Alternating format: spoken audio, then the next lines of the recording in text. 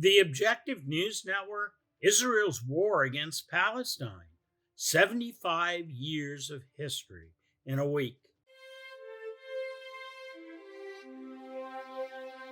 This is John Hnatio reporting for the Objective News Network.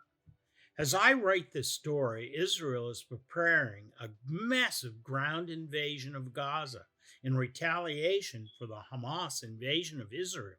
That included a barrage of 3,000 rockets, the incursion of over 1,000 Hamas militants, resulting so far in the deaths of 600 Israelis at a music festival in Tel Aviv, and the mass slaughter of hundreds more Israeli civilians, including infants, by indiscriminate shootings, people being burned alive, and people being taken as hostage. A recent poll in the United States shows that about 65% of us, Americans, support the Israelis' right to a homeland. Perhaps the inclination of most Americans to support the Israeli cause arises from the mass extermination of the Jewish people during the Holocaust. But in reality, the situation involving Palestine is much more complicated than that. Before and during World War I, Europe was seeing an upsurge in the Jewish population. The British and other European countries were resisting the rapid influx of displaced persons, including Jews, into their countries, and were in search of a solution. In 1917, Great Britain announced its support for the establishment of a national home for the Jewish people in the lands of Palestine. The announcement has since come to be known as the Balfour Declaration. But the Balfour Declaration turned out to be a sleight of hand by British diplomats that contradicted prior promises made by the British government to the Arabs in the region. In short, diplomats of the time misled the Palestinian and other Arabs in the region to facilitate what later became a land grab of the Palestinians' ancestral homeland by a new Jewish state. As the Ottoman Empire collapsed and World War I ended, Britain took control of Palestine. At the time, Palestine had only a small minority Jewish population. Thus began a massive wave of immigration of Jewish peoples from all over the world to the lands of Palestine. Meanwhile, the indigenous peoples of Palestine, the Arabs, were systematically displaced by a rapidly growing Jewish population, creating great tensions that gave rise to the harm, hatred, revenge cycle as we see it playing out in Palestine today. Many years later, in 1939, the British government finally acknowledged that the views of the indigenous Palestinian Arab population should have been considered as part of the Balfour Declaration. But the British admission was way too little and way too late for the Palestinians and fell largely on deaf ears in the West anyway. To much of the Christian West, the Arabs were enemies they fought against as far back as the Crusades. At the end of World War II, the Arabs of the region, of Jerusalem and Iraq, were still perceived as the enemies, some of whom had sided with the Nazis and the Axis powers during the Second World War, as they attempted to defeat the United States and Europe under fanatical nationalists like the Grand Mufti of Jerusalem and Iraq's Rashid Ali al-Gailani. Several years later, in 2017, the British government finally declared that the Balfour Declaration should have also called for the protection of the Palestinian Arabs' political rights.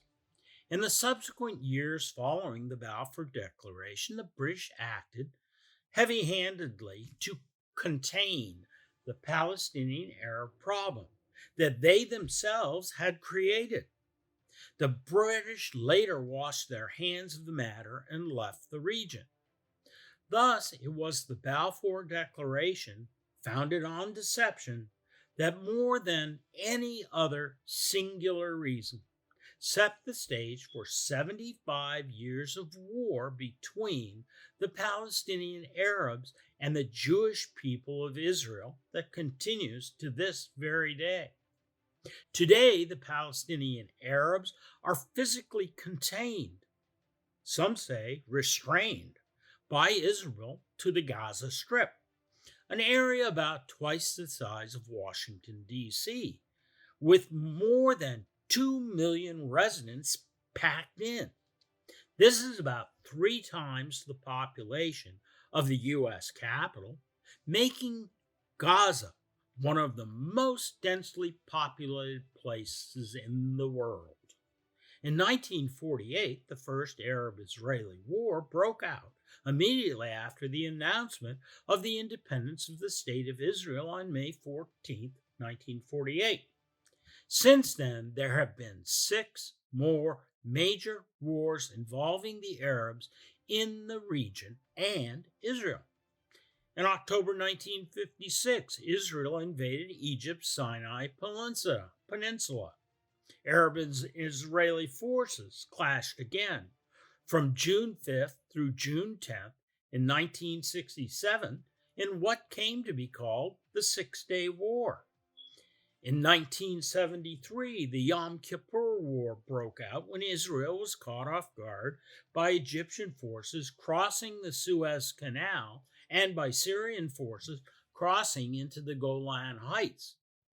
On June 5, 1982, increased tensions between Israelis and Palestinians resulted in the Israeli bombing of Beirut and southern Lebanon, where the Palestinian Liberation Organization, or PLO, had a number of strongholds. In July 2006, Hezbollah launched an operation against Israel in an attempt to pressure the country into releasing Lebanese prisoners, killing a number of Israeli soldiers in the process and capturing 2 of them.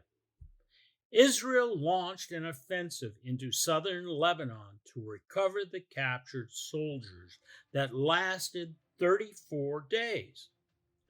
Fast forward to Saturday morning, October 7th, and the 2023 Hamas-Israeli war, the 7th major war since Israel first declared itself a nation on May 14, 1948, an elapsed time of 75 years. When you consider the fact that thousands of people on both the Israeli and Arab sides have died in countless clashes between these 5 major wars, the Israeli-Palestinian conflict has become the most intractable conflict to resolve in modern times. But in the ways of human affairs, there are always at least 2 sides to every story. While the Palestinians want their ancestral homeland back, or at least a part of it, Israeli hardliners are in no mood to correct the early British missteps made in the Balfour Declaration by allowing the Palestinian Arabs nationhood. Israeli hardliners are concerned, and rightfully so, that a new Palestinian nation would grow in numbers and economic and military strength in league with other Arab states in the region to eventually threaten the future national security of Israel itself.